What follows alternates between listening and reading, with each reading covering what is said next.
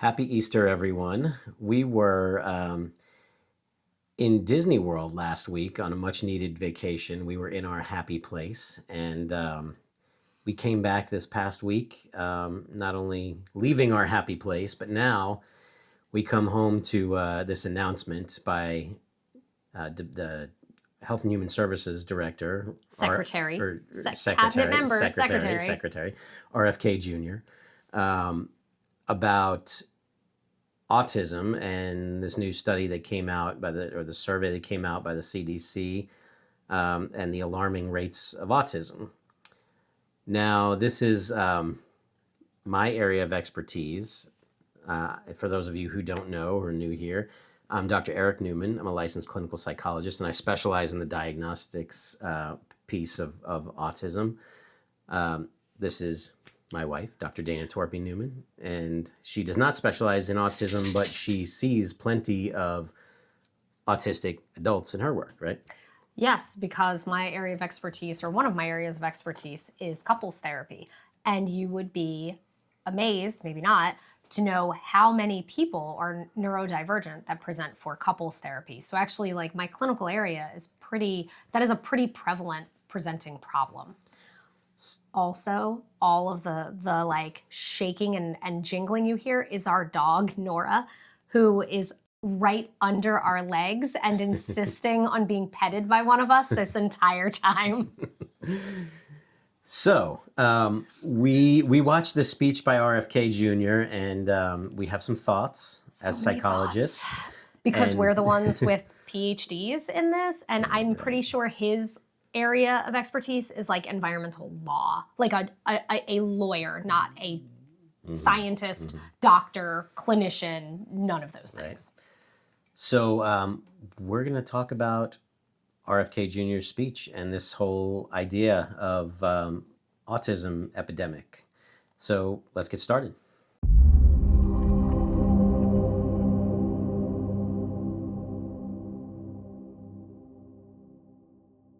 Okay, so the whole idea of RFK Jr.'s speech is that autism is an epidemic, which he defines as something that has alarmingly increasing rates that need to be understood. And that a genetic explanation is insufficient to explain the increased numbers. The premise of what he was really talking about was, yes, there may be some genetics somewhere, but an environmental toxin or some subset of environmental toxins are what is causing the increased rates of autism diagnostics. But to take it a step further, he's actually saying that the idea that autism diagnostics or that autism diagnosis has become more prevalent because of improvements in our diagnostic system and our awareness and recognition of the disorder, that is not an insufficient explanation, and that it's a myth that has been perpetuated when according to him, there absolutely must be an environmental toxin that is creating this problem. Now, to be clear, we're not against this idea of investigating environmental toxins, whether it's for autism or cancer or any other number of disease processes. We should know these things. So that's not really what we're against. But the way he framed this is very concerning. So we're going to go through a little bit of that. It's also incomplete. So there is the concerning part, which we'll talk about, but then there's also if you want to say it's an environmental toxin, you can really broadly define that, and he doesn't. If we look at how, and we'll talk about this as we go on, but if we look at what he's really getting at, he is saying, and I can't remember the words he used, but he basically said, like, I already know what the outcome should be, and so I'm looking for people to write grants that are going to prove that I'm right. And like, that's not how science works. No. So, to be fair, I'm not entirely sure. I know he said something that sounds like that. I'm not entirely sure that's what he meant when he said that, but regardless. Freudian slip. Anyway, so this presentation started out with this idea that now 1 in 31 kids in America or I don't know, maybe it's around the world. I wondered that too. Well, no, it's based on CDC data. CDC data, and like I think it's 16 different sites, research sites from 16 different states across the country. So it is in this country. So 1 in 31 children now have autism, whereas back in the 80s, the numbers were believed to be somewhere around 1 in 10,000. So that is what he describes a shocking increase, right? But the numbers have gone up over time. A few years ago, it was 1 in 36. Now it's 1 in 31. The reality is, statistically, those numbers are not necessarily all that different from one another, but... And they're probably even higher than that, which we'll talk about a little bit later. Some hypotheses we have about parts of the autism spectrum that are actually not diagnosed. And he's also making the claim that most of these cases are severe, and he's characterizing autism as as a severe disorder that people are not going to be able to function. So we can listen to some of that. The first ADDM survey was 22 years ago when prevalence was 1 in 150 children. In all the core states, the trend is consistently upward, and most cases now are severe. So about 25% of the kids who are diagnosed with autism are nonverbal, non-toilet trained, and have other stereotypical features, head banging, tactile and light sensitivities, stimming, toe walking, etc. So he points out that about 25% of people with autism are severe. So to go back to what he said originally, that's not most people. Also, that really doesn't have anything to do with increasing rates of autism, right? Like that is a proportion, not an absolute number. Right. And we also don't know what his definition of severe is. So that's not the way that clinicians talk about autism spectrum. Clinicians talk about autism spectrum as levels 1, 2, and 3. We can assume maybe he's talking about level 3 autism, in which people who have that diagnosis require a lot of external supports to live. But like, he doesn't even have the diagnostic nomenclature correct. So we're not entirely sure what he means. And so this actually gets to one of the big issues here, which is that, we characterize autism in severity level 1, 2, and 3. And you may have heard the terms autism, Asperger's disorder, and maybe pervasive developmental disorder, not otherwise specified, or PDD-NOS. These are kind of older terms when our diagnostic manual used to break these things out into different disorders. That means that of pervasive developmental disorders of any kind, autism was just one of those. And yes, that characterized a smaller percentage of people with developmental disorders. But now, now that we have levels 1, 2, and 3, autism as a general diagnosis includes Asperger's disorder, pervasive developmental disorder, something that used to be called child disintegrative disorder, where there's regression in skills. So all of these are now lumped into autism, which now means that we're categorizing a whole bunch more people under the same label. So to say that it was autism then, and there was a much lower percentage of people with autism, and now there's a much higher, well, now our definition of autism is way bigger. Yes. So an obvious question that comes out of that is, okay, well, is there an explosion in the prevalence rates of level 3 autism spectrum disorder, which is what basically more or less what used to be called true autism? And so you look in this report to see, to get some answers to that. And it turns out the report says absolutely nothing about levels of autism. It doesn't specify whether these kids they're investigating have level 1, 2, or 3. And there's nothing in there about prevalence rates by severity. There's analyses of cognitive functioning, but even that, A, that's not directly related to autism. And B, it's just not, like, they don't look at that from a historical perspective. They just characterize the current sample and their cognitive functioning. They don't say, there's been an increase in cases of autism with low levels of cognitive functioning. Because if that were the case, maybe we could say there's something going on in the environment that, and there still may be, I'm not saying there's not, but that would be stronger evidence for the idea that there's an environmental toxin out there that is causing more people to be lower functioning. But the alternative for this increase in prevalence rates is that the definition of autism has expanded quite a bit, and we're better at recognizing it and diagnosing it now. And we've made concerted efforts to get people out in the community trained to do these identifications and to do these services. And in fact, a lot of the data in this report supports that idea, talking about how rates have increased a lot in the states that are best at identifying these things. And they've increased a lot in people of color, in the Black population, in the Hispanic population, all because there's been concerted efforts to improve diagnostics and access to services in those communities. Because what we don't know is, and someone, actually one of the reporters asked a question about this at the press conference about people of color. People of color have historically been overdiagnosed and overpathologized, or they have been underdiagnosed because they have no access to services or care. And so it seems as though those increased rates are because there is more access to a more accurate diagnostic system. Like that is actually the most reasonable explanation for that.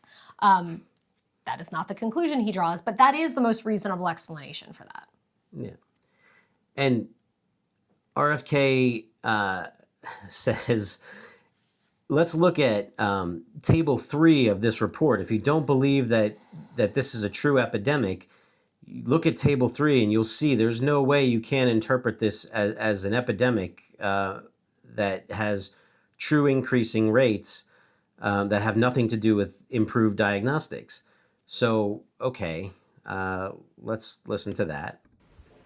One of the things that I think that we need to move away from today is this ideology that the autism diagnosis, that the autism prevalence increases, the relentless increases, are simply artifacts of better diagnoses, better recognition, or changing diagnostic criteria.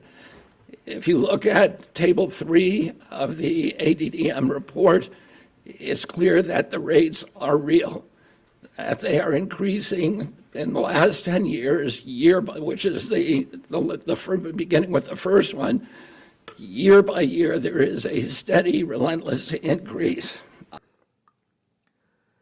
All right, so you heard him say that. Now let's actually look at table 3. So if we look at table 3, what we see is all the different sites around the United States where they've collected this data, and you see how many people they've collected this data on, and how many people had autism, what percentage of them had IQ scores, so cognitive testing, the age that they were tested at, and then they look at how many of these, what percentage of the sample in each of these states had an IQ at or below 70, which would be considered intellectually disabled. How many of them had an IQ between 70 and 85, which would be considered kind of low, but not, or borderline to low average, but not typical and not intellectually disabled. And then how many of them had an IQ above 85? So let's go to the part of this table where it talks about the levels of, the changes over time in this. Where is that? But where? Where shall we find that? It is not there. It's not there. So what is he talking about? Like, he's pointing you to a table in the report to prove something that he's saying that isn't there. Because he thinks you're not going to look at it is my most not generous explanation. The more generous explanation is that he doesn't know how to interpret the scientific literature. And that's why he's been chemtrailing himself across the United States for 40 years? I don't even know how long. Or he just thinks that you're too dumb to be able to interpret what you're looking at, and so he can just tell you what it means in a way that's consistent with his narrative. Now, again, that doesn't mean he's wrong. It doesn't mean there's not an environmental toxin. It's a separate issue whether we want to characterize this as an epidemic, and we can talk more about that in a second. But he's pointing to data that in no way is related to the point he's trying to make, and he's telling you that it's proof. Yeah. It's concerning. Yep. He's also telling us that the reason no one wants to give up on this myth of better diagnostics being the reason for the increase in prevalence is because there are insidious forces out there who don't want us to look at environmental factors that cause these problems. And again, like, this is an area where we actually agree, right? Like, I was going to say, he's not wrong. Yes. But he's not comprehensive in what environmental factors he is really talking about. He means vaccines. He didn't say those words because there's no data to support that. And any data that was produced has been debunked. I think he means fluoride in water.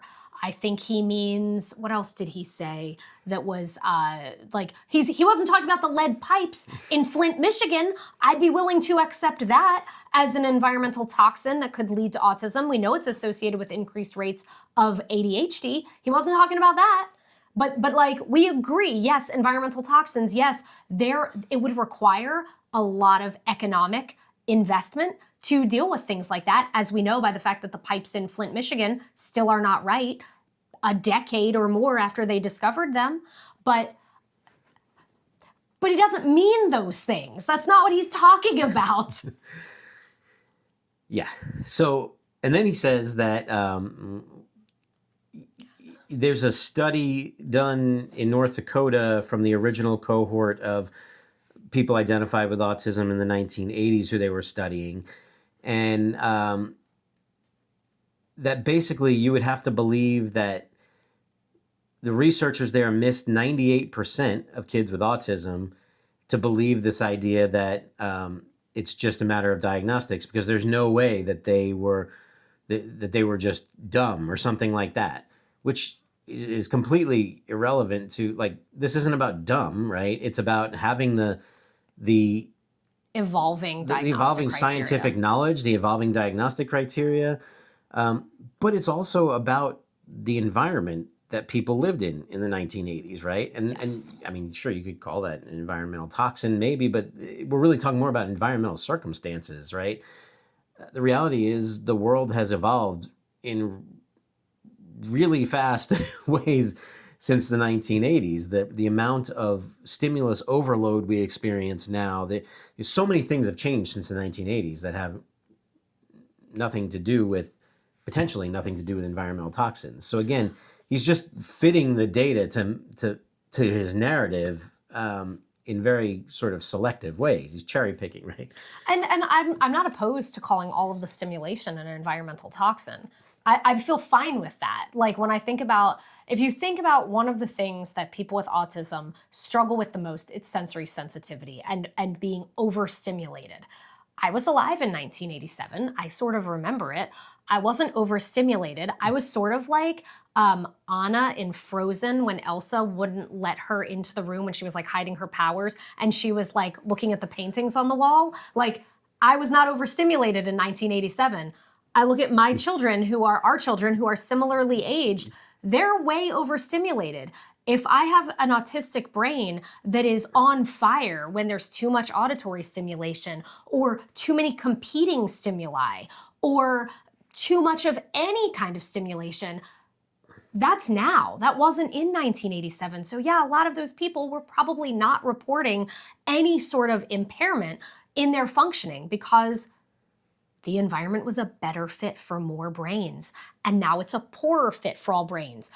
The environment in this case does not refer to lead in the water. It can, but it doesn't. I'm referring to the way in which we've constructed our world, which he mentions zero, not at all. Right. And that would require some economic hits that people do not want to take. He also talks about a study from the 1950s and 60s where they like characterized all these kids with developmental disabilities, and says that autism would have stood out like a neon sign, profound autism, within the context of that study, and they didn't find it. So let's take a look at that. Between 1959 and 1965, researchers from 14 hospitals associated with major universities undertook the National Collaborative Perinatal Project, tracking 30,000 children from birth to age 8. This was no half-baked survey-based analysis. The study conducted 9 separate screenings covering neurology, psychology, speech, language, hearing, and visual function. Every developmental quirk, anomaly, and disorder was logged with painstaking detail. Autism, a condition characterized by profound impairments in social communication and behavior, would have stood out like a neon sign. There were 14 cases, that's 4.7 per 10,000. So we know what the historic numbers are, and we know what the numbers are today, and it's time for everybody to stop attributing this to this ideology of epidemic denial. And so you heard that, and sure, maybe like true autism would have stood out like a neon sign, maybe, who knows, but that says nothing about all the kids who are captured by the expansion of the diagnostic criteria. These kids who used to be called Asperger's, these kids who look fairly typical in so many ways, but we now understand have symptoms that fall within the autistic realm. So again, not related to the issue. I also think that a lot of people that were institutionalized back before that became something that was not considered ethical. I think a lot of people probably, if you looked at the level 3 autism, probably many of them fell under that category, among other like developmental disabilities. And there was no acknowledgement of that. Like, yes, because they weren't called autistic then. I don't even know how many people were diagnosed. Like, was autism even considered a real thing in the 1950s or 60s? Like, I kind of don't think so. I mean, these people there were probably lots of people who were intellectually disabled, or what some people call, in a more sort of legal sense, gravely disabled, or there's lots of different developmental disabilities and other psychiatric conditions like schizophrenia, conditions that have people functioning in a way that needs significant support. But a lot of those people were probably confused with autism. Like, there may have been many autistic people who just were not appropriately categorized, is what we're saying. Because to use old data is just crazy. Like, we know that about diagnoses of women, right? Like, how often do we talk about how many women were institutionalized for a lifetime because they were called like hysterical? Like, we're gonna look back at 1950s psych data and call that evidence that we should compare our data now to? Like, to me, looking back historically at all of the ways in which we failed diagnostically, that just seems like an absurd platform by which to draw conclusions today. Yeah. But let's keep on. So here's the other thing is, yes, we've covered all the problems with the way he's conceptualizing this, but the other thing is he's describing this as an absolute catastrophe, right? Like, this is an epidemic, and it is a catastrophe for these kids, for these families. And, again, he's really talking about these kids who, as he describes, will never live a normal life. Play baseball, toilet independently. Well, we can just watch that clip. Okay, right? okay. This is an individual tragedy as well. Autism destroys families. More importantly, it destroys our greatest resource, which are children. These are children who should not be suffering like this. These are kids who, many of them were fully functional and regressed because of some environmental exposure into autism when they're 2 years old. And these are kids who will never pay taxes. They'll never hold a job. They'll never play baseball. They'll never write a poem. They'll never go out on a date. Many of them will never use a toilet unassisted. And we have to recognize we are doing this to our children. So he uses phrases like, this is an individual tragedy, it destroys our children. He says many of them were fully functioning and then they regressed, right? Like, there is this child disintegrative disorder that is probably maybe characterized as a very small percentage of these kids. Super rare, yeah. But in general, that's not, yes, we know that regression occurs in autism, but probably far more often than not, these are parents who were not aware that their kids were already struggling, and then they saw this regression, and then they afterwards figured out it was autism, and then some people come up with the belief that it wasn't there before and it started after. But he's making the case that there were normal kids that become autistic due to an environmental toxin in the child. You know, maybe there are toxins that affect in utero, right, or impact any number of other factors. And I'm not saying it's never possible that there's something going on that affects a child, but a lot of times that's going to be like an actual brain injury of some kind, or, you know, something like that. But the idea that there's just all these kids out there who didn't have autism and then all of a sudden they got it because of an environmental toxin that we haven't identified. There's just, again, I'm not even saying it's impossible. I'm saying there's no evidence of that. So stop demanding that people accept this idea and just go ahead and do the research. But, you know. And we have other paths for research that would be a better way to spend our money, which includes how do we provide support for these kids and families that don't get enough supports, even though their kids need a lot of them. You know, these are families where both parents probably can't work because one person has to be with the child all the time. Their medical bills are through the roof.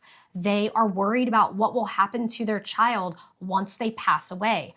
Let's deal with helping these families to have better qualities of life rather than barking up these trees that we don't have any evidence to support.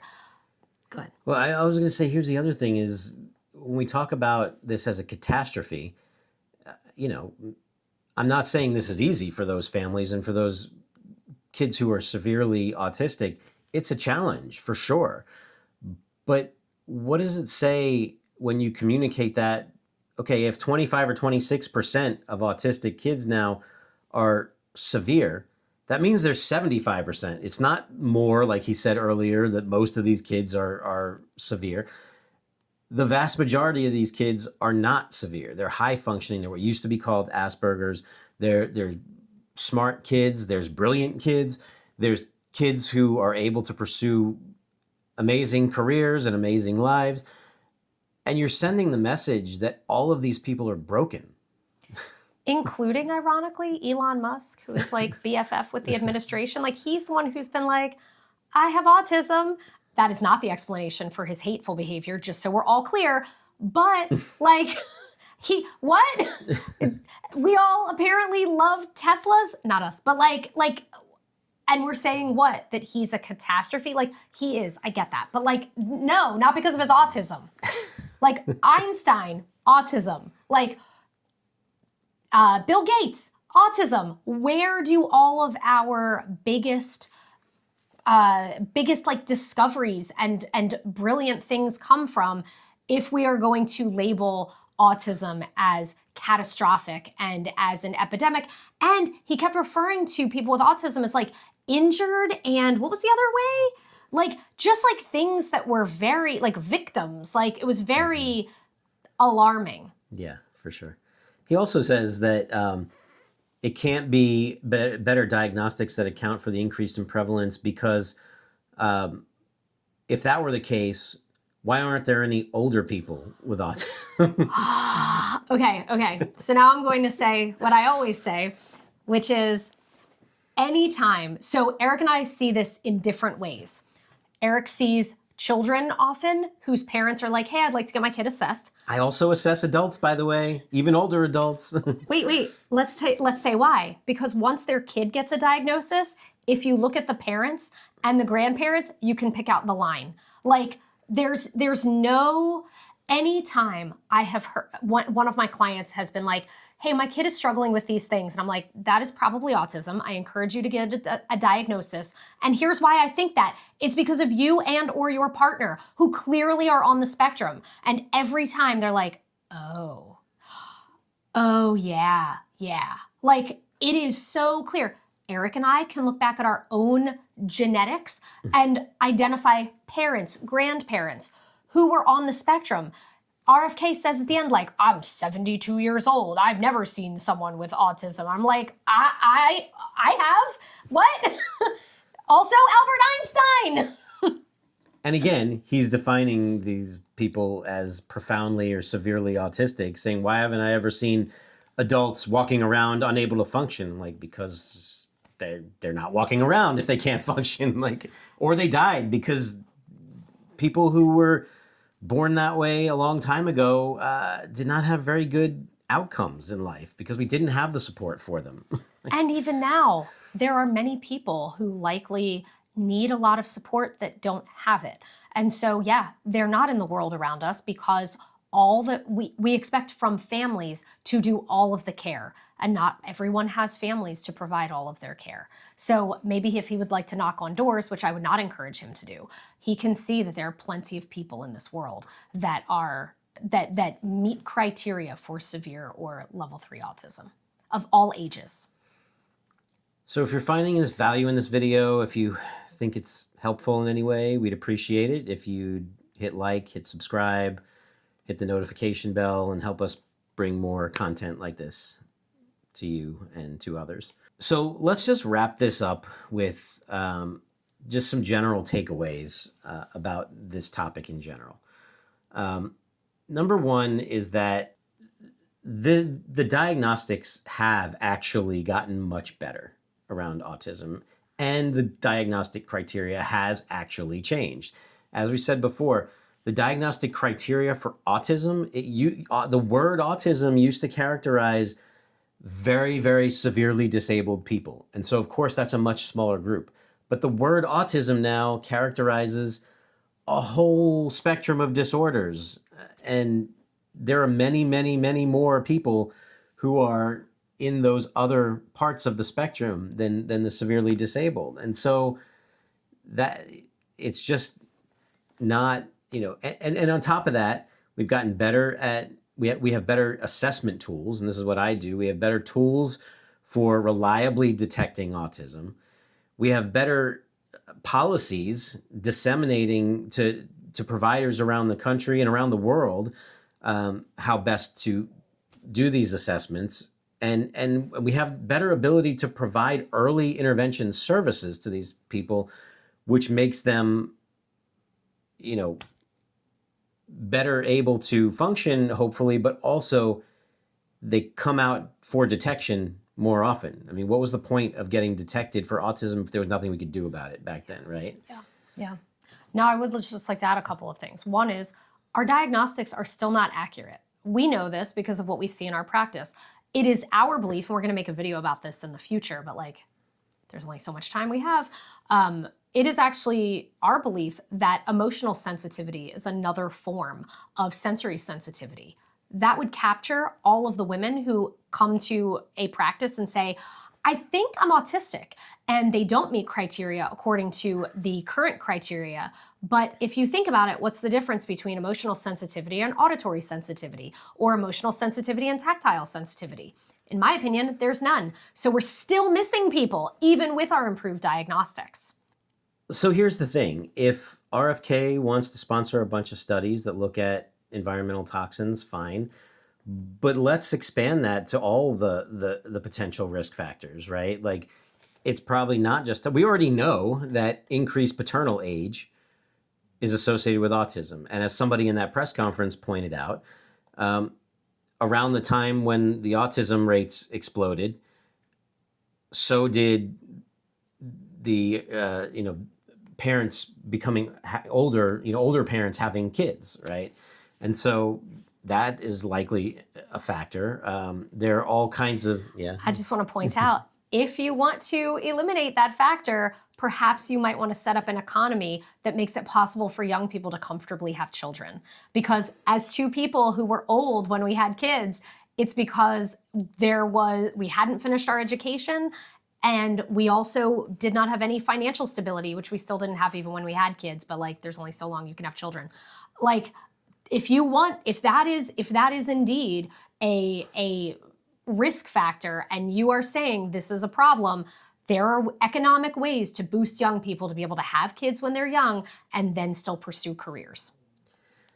But then let's also look at maybe he's categorizing this as a toxin, maybe not. But let's look at things like screen time, right? Like the internet exploded, or video games became popular in the 80s. Then came the internet in the early to mid 90s. Yep. And now it's just a constant barrage of screen time, right? Like, what does that do? And there's some evidence to suggest that that has a significant impact on functioning. Whether I'm not saying it causes autism, but let's look at all the factors, right? Like, and then here's the other thing: we live in a society that the wealth disparities have increased dramatically. You've got lots more families who can't survive on a single income. A lot of times both parents have to work. A lot of times one or both parents have to work multiple jobs, right?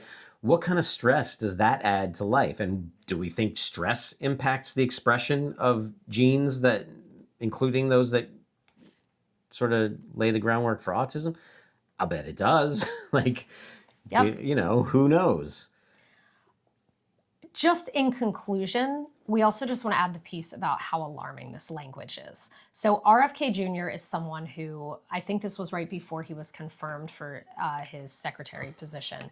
He talked about wanting to do away with medication for ADHD, which are primarily stimulants, but not all, SSRIs and other antidepressants. And he wanted to put people who take these medications in work camps. This is someone whose language around autism feels like a slippery slope to eugenics. For those of you who do not know what eugenics is something that the US practiced very, very liberally in before and around World War II, because they decided, like Hitler, that there were only some types of people that they wanted in their society. If you don't see what his language is as extremely alarming, are we all going to be wearing scarlet A's if we are on the spectrum? Like, what is going to happen here? And also, you have to ask yourself this: why is this just about autism? We know that rates of every form of mental illness have increased. We made a video about it. We've made like 1 billion videos about that. Here they all are. We know this, and yet this is about autism specifically. Again, this feels like a slippery slope, and we have to be really, really concerned about this. Well, and here's the other thing. You've got an administration that's pushing this out who increasingly is the policies that they're putting out are in line with this whole Project 2025 thing, right? So during the election season, this became clear, but everybody was like, no, that's not what he's doing. And he denied it. But since in only the few months since he's been president, Trump, that is, so many of the things he's done has been right in line with Project 2025. And one of the things we know Project 2025 is about is restoring the traditional family system, right? Whatever that means. So to them, what that means is, women should be in the home, right? So let's say this study does find that stress caused by people having to work 2 jobs to live is associated with, that stress is associated with an increase in autism rates. Well, I think we would argue that that means we need to provide early support, early opportunities for families, for young mothers, for childcare. But they might use that information to say, that means that we can't allow women to work anymore, right? Like, yep. Does that feel extreme?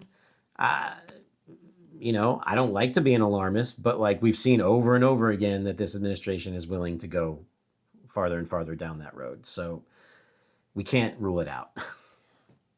Finally, one more thing. We know that early intervention helps kids with autism perform at the highest level that they possibly could, you know, whatever that means. In case you haven't watched our Why Can't You Find a Provider in My Health Insurance Network video, health insurance companies are actively denying and obstructing families from getting help for their autistic kids. So again, that's another place where we could be actually making a difference for people rather than creating all of these hypotheses based on nothing. Okay. Well, that was a fun conversation. All right. Well, thanks for watching this video. Hope it wasn't too depressing, but To be forewarned is to be forearmed. Yes, indeed. All right. We will see you again in another video.